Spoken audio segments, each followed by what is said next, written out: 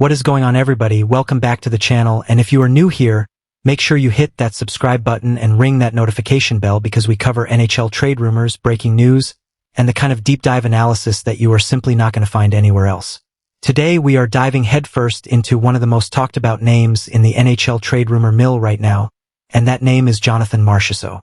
Yes, the former Conn Smythe Trophy winner, the man who helped carry the Vegas Golden Knights to a Stanley Cup championship back in 2023, is now at the center of a trade conversation that could send shockwaves across the entire league. And the team most prominently connected to him? None other than the Toronto Maple Leafs. So buckle up, grab your coffee, and let's get into this thing because there is a lot to unpack here. Let's start from the very beginning because to understand where we are right now, you have to understand how we got here. When the Nashville Predators signed Jonathan Marchessault to a 5-year, $27.5 million contract back in the summer of 2024, the hockey world made sense of it immediately. Nashville was trying to build a contender. They had a roster with pieces, they needed a proven winner, a guy who had been there, done that, and had the championship pedigree to prove it. Marchessault checked every single box. He was a shoot-first winger with elite hands, a nose for the net, and a playoff track record that very few players in this league can match. The vision was clear. Bring in a guy who knows how to win and let that DNA spread through the locker room. It was a bold, exciting signing, and Predators fans had every reason to be pumped up. Fast forward to right now, the summer of 2026, and that vision has blurred significantly. The Predators have reportedly pivoted into what insiders are calling sell mode, and Marchessault, once the prized acquisition, has found himself squarely in the middle of the trade block. That is the harsh reality of the salary cap era in the NHL. You pay for past performance hoping it extends into the future, and sometimes the cliff arrives sooner than everyone expected. Now let's talk about the numbers because the numbers tell a story that cannot be ignored. Marchessault is 35 years old and managed just 12 goals in 62 games last season, chipping in 31 points while averaging just under 17 minutes of ice time per game. For a player carrying a $5.5 million cap hit, those are numbers that simply do not justify the investment at this stage of a rebuild.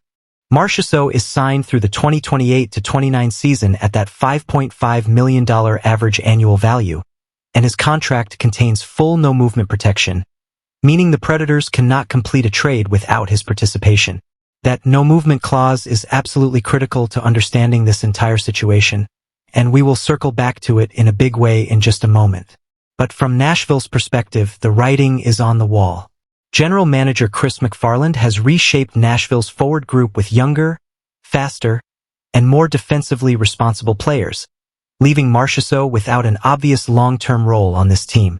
The rebuild is happening whether Marchessault is part of it or not, and right now every indication is that he is not going to be part of it for much longer.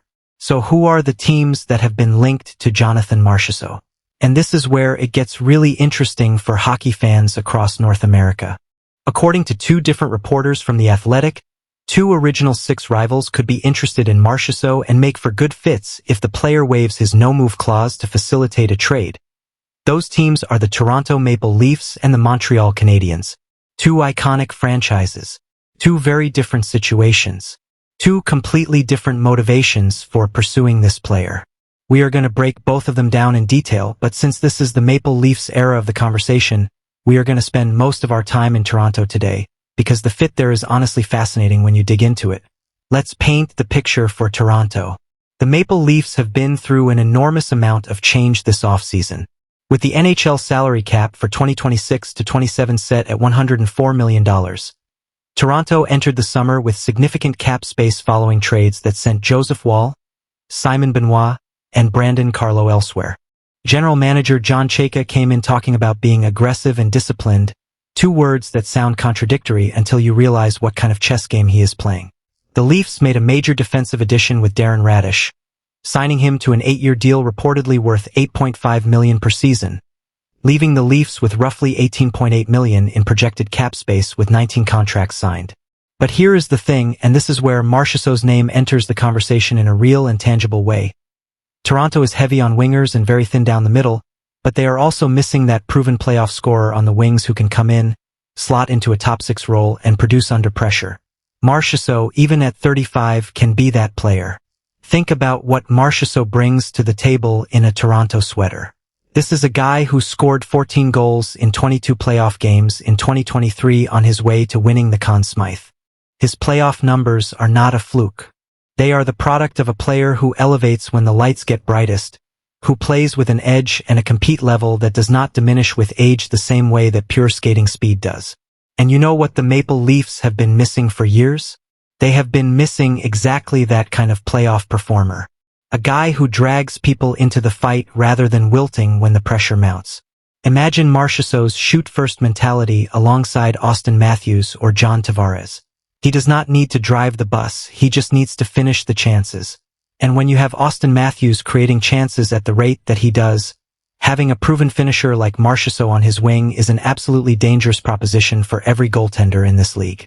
Now let's address the elephant in the room, because no conversation about this trade is complete without talking about the no-movement clause. Marchessault's contract contains no movement protection, meaning the Predators cannot complete any trade without his agreement on the destination. So the question is not just whether Nashville wants to trade him, and it is not just whether Toronto wants to acquire him. The most important question is whether Jonathan Marchessault himself would be willing to waive that clause and accept Toronto as a destination. And here is the thing, I think the answer to that question is yes. Here is why. Toronto is not just another hockey market. It is the hockey market. It is the loudest building in North America on a given playoff night. It is the city where legends are made and where the entire country pays attention. The allure of playing in a hockey mecca like Toronto might be enough to get him to waive. This would give the Leafs a proven playoff performer who has been there and done exactly what Toronto is desperately chasing. For a veteran player who has already won a Stanley Cup, who already has the Conn Smythe on his mantle, the opportunity to come to Toronto and be the guy who helps finally end a cup drought that has now stretched more than 5 decades, that is not a bad legacy to chase. That is actually a compelling narrative for a player who clearly still has the competitive fire burning inside him. Let's talk about the trade structure, because this is where things get nuanced and where the two front offices would have to get creative. The preferred structure from Nashville's side would involve retaining no more than 25% of Marchessault's salary, bringing his cap hit down to $4.125 million for the acquiring team. At that number, he becomes a much more manageable acquisition for a team like Toronto that still has other needs to address. Nashville is not in a position to be demanding premium assets in return. They are trying to move off the remaining 3 years of this contract, and the hockey world knows it. That means Toronto has leverage here. The Predators are not going to hold out for a first-round pick and a blue-chip prospect when the goal is cap relief and roster flexibility heading into the 2026-27 season and beyond. A conditional second-round pick, a depth player, maybe a third, with Nashville eating a portion of the salary. That is the kind of deal that actually gets done. That is the kind of structure where both sides can walk away feeling like they won something. Now let's briefly talk about the Montreal angle, because we would be doing you a disservice if we ignored it completely. If Toronto is the hockey fit for Marchessault, then Montreal is the narrative fit. Marchessault is a Quebec native, and in that market that matters enormously. There is a version of the story where Marchessault decides he wants to finish his career back home, in front of French-Canadian fans, speaking his first language, and completing a full-circle moment that would be beautiful from a human interest standpoint. Montreal offers something different: mentorship.